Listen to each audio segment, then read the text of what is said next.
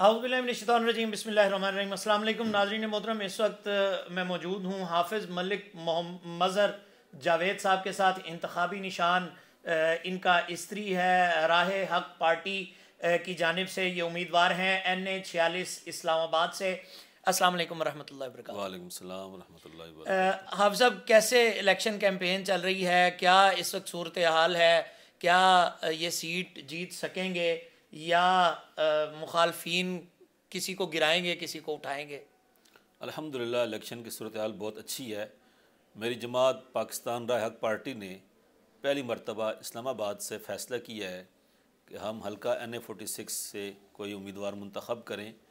तो अल्हम्दुलिल्लाह बहुत अच्छा फ़ैसला है हमारी जमात का, हमारे कारकुनों का, वर्करों का, हमारे मेंबरों का, हमारे वोटर्स का बहुत अच्छा रिस्पांस है, बहुत हौसला अफजा रिस्पांस है। और इंशाअल्लाह अल्लाह खैर करेगा, हम ख़ुद उठेंगे भी, खड़े भी होंगे और काफ़ियों को हम गिराएंगे भी। काफ़ियों को हम गिराएंगे भी। नाजरीन, अगर आपको आगाह करूँ तो कौमी असम्बली की 52 नशिस्तों पर राह हक पार्टी ने उम्मीदवार खड़े किए हैं। पंजाब की 20 नशिस्तों पर, सिंध की 52 नशिस्तों पर, KPK की 12 नशिस्तों पर, बलोचिस्तान से 16 नशिस्तों पर, और जबकि चेयरमैन पीर मोहम्मद इब्राहिम कासमी साहब जो हैं वो PK 81 से इंतखाबात भी लड़े हैं। यहाँ पर इस्लामाबाद चूँकि एक पॉश एरिया समझा जाता है, बड़े पढ़े लिखे लोग समझे जाते हैं, और उन तक आपका पैगाम पहुँचना और रिजत पसंद या सख्त गिर मौक़िफ़ समझा जाता है कि जो कट्टरबंदी मुल्ला और मौलाना हजरात और जो है वो बहुत सख्त किस्म का मौक़िफ़ रखते हैं। तो कैसे कायल कर रहे हैं अपने कारकुनान को, अपने जो वोटर हजरात हैं उनको कैसे कायल कर रहे हैं? मैं ये समझता हूँ कि ये जो एक लोगों के अंदर ये प्रोपेगेंडा मशहूर है कि दीनदार लोगों को, नज़रियाती लोगों को या मजहबी लोगों को पसंद नहीं किया जाता, ये कतई गलत है। कुछ लोग हैं जिन्होंने ये प्रोपेगेंडा किया है। मैं इससे पहले इस्लामाबाद बार का इलेक्शन लड़ चुका हूँ और विन कर चुका हूँ, और मेरे ख़िलाफ़ उस वक़्त भी यही प्रोपेगेंडा था कि यह हाफ़िज़ कुरान है, यह आलिम दीन है, ये वकील है, उमर ला फ़र्म है इसकी, तो ये नामूस रिसालत के ख़िलाफ़ केस लड़ता है, ये नामूस सहाबा के केस लड़ता है। तो अल्हम्दुलिल्लाह अल्लाह ने करम किया, मैं कामयाब हुआ। वकला की जो सोसाइटी है उसको यही समझा जाता है कि वकला बिल्कुल सेकुलर हैं, वहाँ पे किसी किस्म का जो है दीन का नाम नहीं होता, हालांकि ऐसा कतई नहीं है। अल्हम्दुलिल्लाह हमें वकला ने वोट दिया। अब यह है कि इस वक्त मैं इस्लामाबाद NA 46 का उम्मीदवार हूँ। मेरा मंशूर आपके सामने है। मेरा सबसे पहले एजेंडा तहफ़्फ़ुज़ नामूस रिसालत, तहफ़्फ़ुज़ नामूस सहाबा के लिए मुल्क और बैन अल-अक़वामी सतह पर कानून साजी कराना, ये मैंने हाईलाइट किया है ताकि किसी के दिमाग में कोई शक शुबा न रह जाए। या मैं अल्हम्दुलिल्लाह एहसास कमतरी का शिकार कतई नहीं हूँ कि यहाँ पोश एरिया है, F10 के लोग हैं, F8 के लोग हैं, ठीक है, या इस तरीके से और कई और एरिया E7 है तो हमें वोट सपोर्ट नहीं करेंगे। नहीं, कतई ऐसा नहीं है। देखें अल्हम्दुलिल्लाह ये पाकिस्तान इस्लाम की बुनियाद पर हासिल किया गया है। जब ईस्ट इंडिया कंपनी बनी थी, अंग्रेज़ हिंदू मिल गए थे, तो हमारे काबरीन ने 1857 में ये समझा था कि मुसलमान अलग कौम है, अलग कौम उनको मुल्क होना चाहिए। फिर इसी बुनियाद पर 1857 की जंग आज़ादी हुई। फिर इसी बुनियाद पर मौलाना मोहम्मद अली जौहर की सरपरस्ती में तारीख़ खिलाफत चली। फिर उसी बुनियाद पर 1940 में करारदाद मकासद, जिसे करारदाद पाकिस्तान भी कहा जाता है, वो मंजूर हुई लाहौर में, अल्लामा इकबाल रहमतुल्लाह अलैह ने पेश की। फिर 7 साल बाद पाकिस्तान मार्ज़ वजूद में आया और क़ायद-ए-आज़म मोहम्मद अली जिन्ना ने मुख्तलिफ़ तकारीर में मुख्तलिफ़ जगह उन्होंने बात की कि हम पाकिस्तान को एक प्रैक्टिकल तजर्बागाह के तौर पर लेना चाहते हैं, यहाँ इस्लामी निज़ाम का नफाज हो।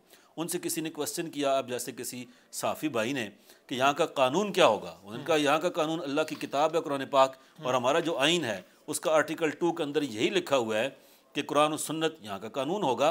तो अल्हम्दुलिल्लाह यहाँ के लोग इस बात को अच्छी तरीके से मानते हैं और एक्सेप्ट भी करते हैं।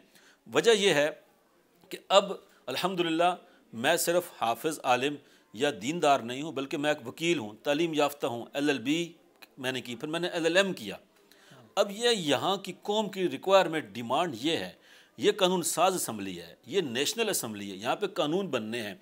इस असम्बली के अंदर ख़त्म नबूवत के बैन अल्फ़ी को तब्दील किया गया।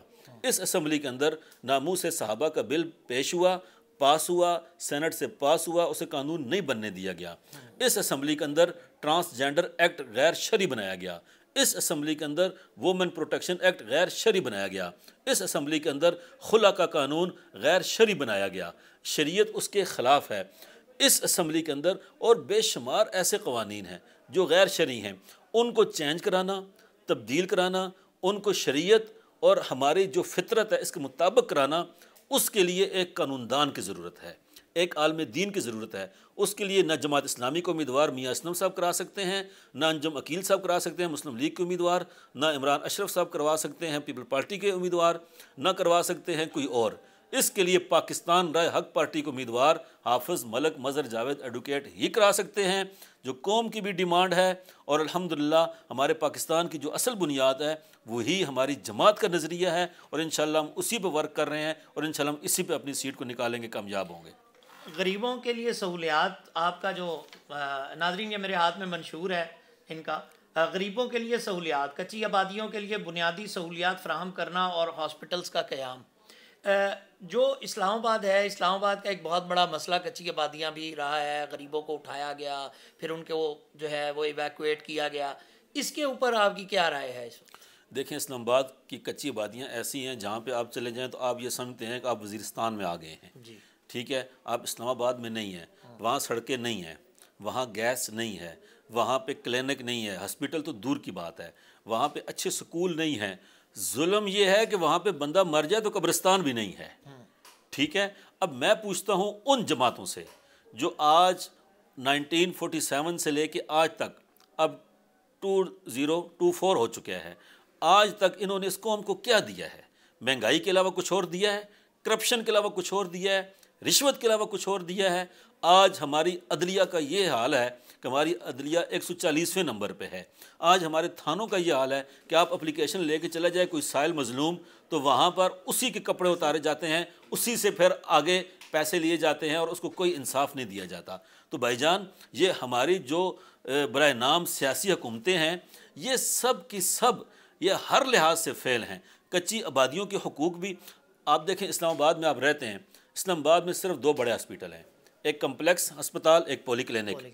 آج آپ چلے جائیں ابھی کمپلیکس، میں آپ کو بتاؤں گا کہ وہاں پہ بار مریض پڑے ہیں، پیشنٹ کو سٹرکچر کوئی نہیں ملتا، ڈاکٹر چیک کرنے والا کوئی نہیں ہوتا، کوئی فون کرے سفارش کرے پھر تو اس کو چیک اپ کیا جاتا ہے، جس کی سفارش نہیں ہے کوئی حال نہیں پوچھنے والا۔